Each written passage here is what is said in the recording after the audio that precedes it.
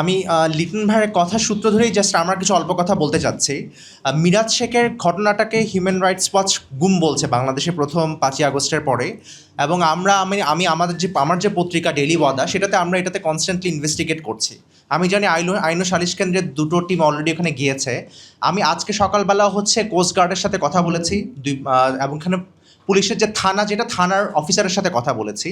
আমরা সামনে একটা রিপোর্ট রান করব। এই জিনিসটা হচ্ছে কি যে ডক্টর নাবিলা ইদ্রিস যে আমাদের গুম সংক্রান্ত আইনের যে ভুল ত্রুটি বা যেটা আমাদের এখন ড্রাফট পর্যায়ে আছে, সেটা পারফেক্ট ম্যানিফেস্টেশন এই জায়গায়।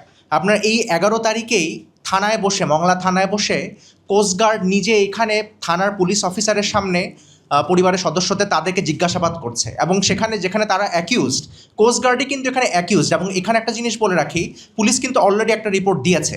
সেই রিপোর্টটা দিনের আলোর মুখ দেখছে না, এবং যে পুলিশ তদন্ত কর্মকর্তা রিপোর্ট তৈরি করেছে তাদের মধ্যেই একজন, আমরা ওয়েট করছি তারা যেন অন রেকর্ডে আসে।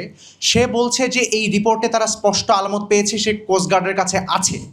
এখন একটা জিনিস বলি, এখানে আমরা যত আইন সংক্রান্ত যাই কিছু বলি না কেন, এটা কিন্তু একটা পারফেক্ট ম্যানিফেস্টেশন। এখানে আমরা যদি মিরাজ শেখকে হারায় যেতে দেই, বাকি অনেক মিরাজ শেখ তৈরি হবে 100%। এই ব্যাপারে আছে, কারণ আমরা এখানে কি বলছি, আমরা এখানে বলছি যে আমরা মিরাজ শেখকে এখানে তার এগেনস্টে বলা হচ্ছে সে নাকি জলদস্যু বাহিনী, হোয়াট এভার ইট ইস। কিন্তু এই যে কথাগুলো বলছে সেটার এগেনস্টে কাগজপত্রে প্রডিউস কোথায়? তার নামে যে মামলার কথা বলছে, সে মামলার কপি আমরা চাচ্ছি, দিচ্ছে না। আজকে সকালবেলা বললাম আসার আগে আমি কোস্টগার্ডের সাথে কথা বলে আসছি, কোস্টগার্ড কিন্তু কিছু বলছে না। তারা আমাকে কল ব্যাক করবে বলেছে, আমি সেই কলের জন্য এখন পর্যন্ত ওয়েট করছি। সো আমার কথা হচ্ছে মিরাজ শেখকে এভাবে হারায় যেতে দেওয়া ঠিক হবে না। উনি যদি অপরাধী হয়ে থাকে ওনাকে প্রডিউস করুক, ওনার এগেনস্টে মামলা করুক। এই মিরাজ শেখ যদি আজকে হারায় যায়, এই গুম সংক্রান্ত আইন এটা পাস হোক না হোক পরবর্তীতে আসবে, এবং এখানে আসলে এটার বাইরে আমার বলার কিছু নেই। আমি শুধু এইটুকু বলার জন্য এসেছি। Thank you.